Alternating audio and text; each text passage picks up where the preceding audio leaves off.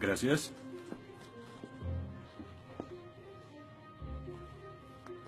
Disculpe, señor... Wheaton. Josh Wheaton. Señor Wheaton, ¿le pasa algo? No puedo hacer esto.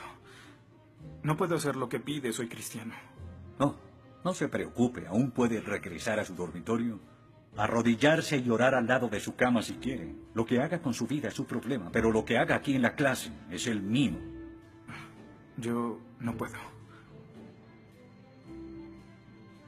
Muy bien, señor Wheaton. Déjeme explicarle la alternativa. Si no puede admitir que Dios está muerto para el propósito de esta clase, entonces tendrá que defender la antítesis de que Dios no está muerto y será enfrente de la clase, en el atril. Y si falla, que de hecho lo hará, perderá esta sección que equivale al 30% de la nota final de este curso. ¿Lo acepta? ¿Quién decide si gano o pierdo la discusión? Pues yo lo haré. Es mi clase. Yo dirijo. La evaluación es mi privilegio. Con todo respeto, pero no creo que sea objetivo. ¿Y qué es lo que propone? Bien. ¿Y qué tal ellos? Bien, es interesante, pero ¿por qué darles el poder a ellos? Ya los convenció. Lo que debo hacer es desconvencerlos, para que admitan su error.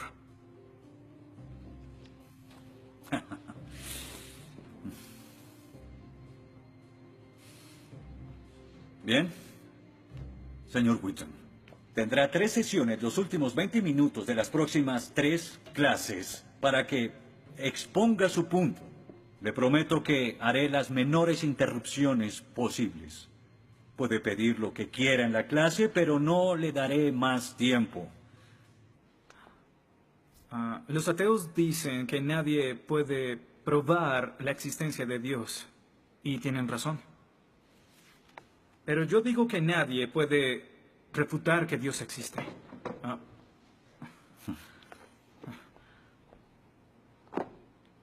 Pero la única forma de debatir este asunto es observando la evidencia disponible. Y es lo que vamos a hacer. Pondremos a Dios en un juicio.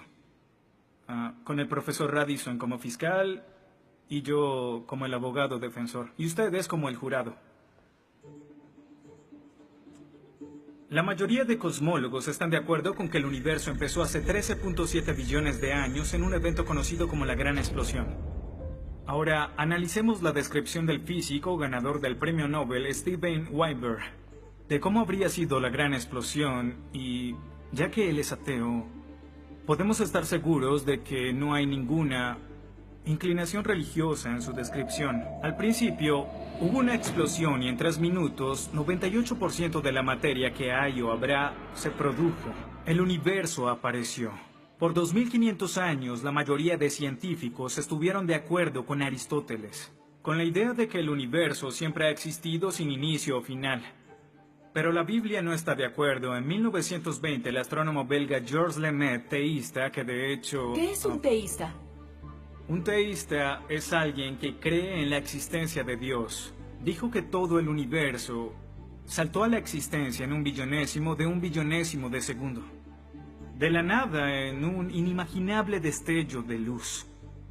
Así es como esperaría que el universo respondiera si Dios hubiera dado la instrucción en Génesis 1:3 que exista la luz. En otras palabras, el origen del universo apareció como se esperaría después de leer Génesis y por 2500 años. La Biblia tiene razón y la ciencia está equivocada. Todo apunta a un Dios que lo creó, verán. En el mundo real no se ven cosas que se salgan de la nada, pero los ateos quieren hacer una excepción en esta regla. Específicamente en el universo y... Pero en su libro El espejismo de Dios, Richard Dawkins dice que si me dices que Dios creó el universo, entonces tengo el derecho a preguntar quién creó a Dios.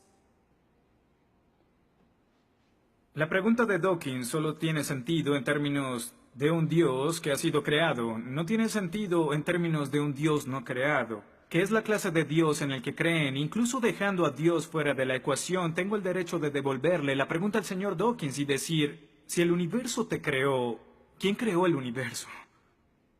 Ven, tanto teístas como ateos están agobiados por contestar la misma pregunta de cómo iniciaron las cosas. Lo que espero que entiendan de esto es que no hay que cometer suicidio intelectual para creer en un creador tras la creación, y en la medida que descarten a Dios, se verán obligados a encontrar una increíble explicación de cómo las cosas iniciaron.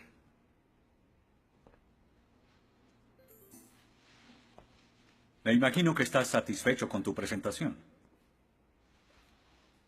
Veo que astutamente evadiste el hecho de que Stephen Hawking, el científico más famoso del mundo y no es teísta, recientemente estuvo a favor de un universo autodiseñado. No lo evadí, Simplemente no lo sabías. Bien, veamos lo que el profesor Hawking, profesor lucasiano de física de Cambridge, quien ahora ocupa la silla usada por Sir Isaac Newton, tiene que decir sobre el origen del universo. Y cito: ya que hay una ley como la gravedad, el universo puede y se creará de la nada. Creación espontánea es la razón. Hay algo en lugar de nada. Por eso es que el universo existe. Nosotros existimos. No es necesario invocar a Dios para tener al universo en movimiento. Final de la cita. Nunca ibas a mencionar su comentario, pero su opinión se mantiene. ¿Qué respondes?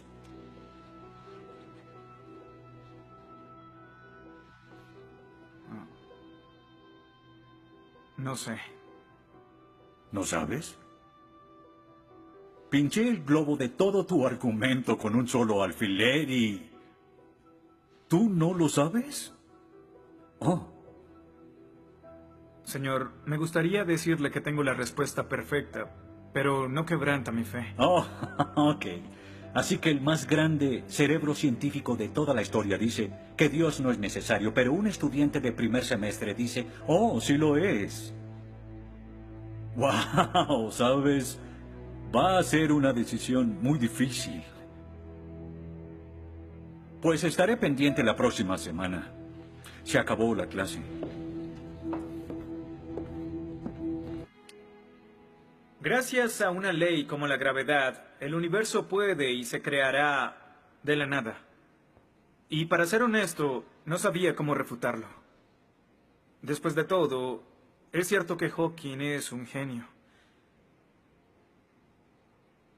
Pero el profesor John Lennox, quien enseña matemáticas y filosofía, ha demostrado que no hay ni uno ni dos, sino 3 errores de lógica en esa simple frase y se reduce a un razonamiento circular. Hawking básicamente está diciendo que el universo existe porque necesitaba existir, y como el universo necesitaba existir, se creó a sí mismo. Es como si les dijera que la carne enlatada es la mejor que haya existido porque en toda la historia no hay comida que sea mejor. Quizá me vean extraño y les digo que nunca he probado nada más. Y tienen razón, lo estoy ratificando.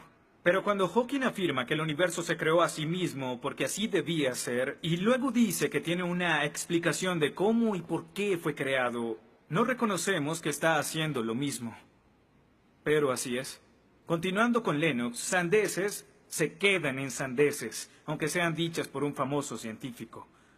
Y el público asuma que son declaraciones de la ciencia. Este es el tope de la arrogancia. ¿Me estás diciendo que tú, un estudiante, afirma que Stephen Hawking está mal?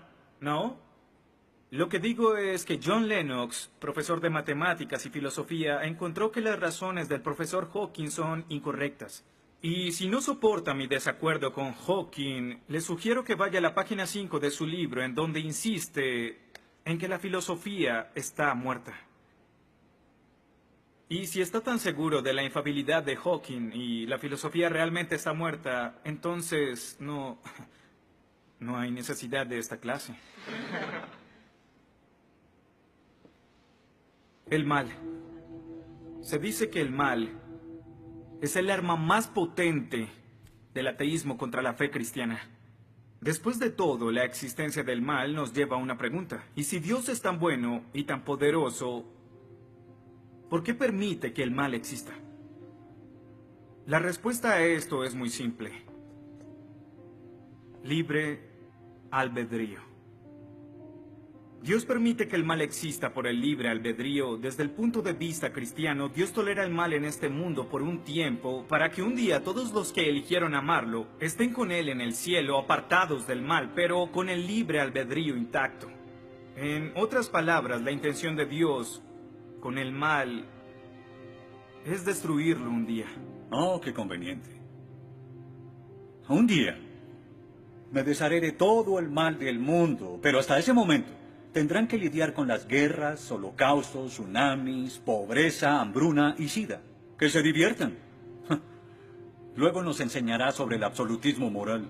¿Pero por qué no? El profesor Radisson, quien claramente es ateo, no cree en absolutismo moral, pero en su programa dice que planea hacernos un examen en la última semana. Apuesto a que si consigo una A en el examen haciendo trampa, inmediatamente empezará a sonar como un cristiano, insistiendo que está mal hacerlo. ¿Y qué base tendría él?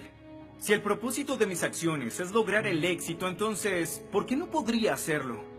Para los cristianos, el punto de la moralidad, lo que constituye lo bueno y lo malo, es una línea directa que nos conduce hacia Dios. Oh, estás diciendo que necesitamos a Dios para ser morales, que una moral atea no es posible. No, pero sin Dios no hay una razón para ser moral, no habría un estándar para el comportamiento moral. Para los cristianos, mentir, robar, hacer trampa en un examen para lograr una calificación que no merezco está prohibido. Pero si Dios no existiera, según Dostoyevsky, este es el punto. Ahora, si Dios no existe, entonces todo es permitido. Y no solo es permitido, sino sin sentido. Si el profesor Radisson tiene razón, entonces nuestra lucha, nuestro debate, lo que decidamos aquí no tiene sentido. Nuestras vidas, nuestras muertes no serán diferentes a las de un pez dorado. Oh, qué ridiculez. Después de toda tu charla, ¿quieres decir que solo hay una opción? Creer o no creer. Así es. Eso es todo. De eso se trata todo. La diferencia entre su posición y la mía es que usted les quitó su elección. Les exigió que eligieran la casilla marcada con no creo. Sí, porque quiero liberarlos. Porque la religión es como un virus mental que los padres han heredado a sus hijos. Y el cristianismo es el peor de todos. Lentamente se mete en tu vida cuando estás débil, enfermo o indefenso. ¿La religión es una enfermedad? Sí. Sí, infecta todo. Es la enemiga de la razón. ¿Razón? Profesor, usted dejó la razón hace mucho tiempo. Lo que nos está enseñando aquí no es filosofía, ni siquiera es ateísmo. Lo que nos está enseñando aquí es antiteísmo. No es suficiente. Necesita que todos no creamos como usted. ¿Por qué no admites la verdad? ¿Quieres enredarlos en tu primitiva superstición? Lo que quiero es que tomen su propia decisión. Eso es lo que Dios No sabes quiere. cuánto voy a disfrutar reprobándote. Pero ¿a quién realmente quiere reprobar, profesor? ¿A mí o a Dios?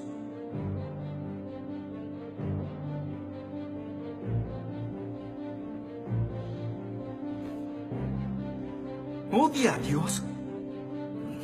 Ni siquiera es una pregunta. Ok. ¿Por qué odia a Dios? Esto es ridículo. ¿Por qué odia a Dios? Responda a la pregunta. ¿Ha visto la ciencia y los argumentos? La ciencia avala su existencia, conoce la verdad. ¿Por qué lo odia? ¿Por qué? Esta es una pregunta simple, profesor. ¿Por qué odia a Dios? Porque Él me quitó todo lo que era importante para mí. Sí, yo odio a Dios. Todo lo que siento por Él es odio.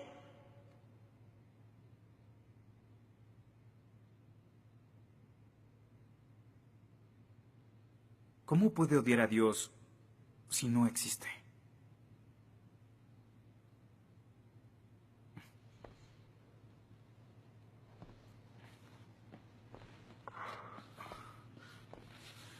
No probaste nada. Quizá no.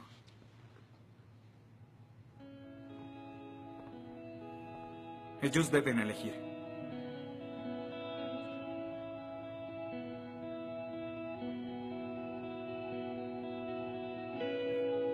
¿Está Dios muerto?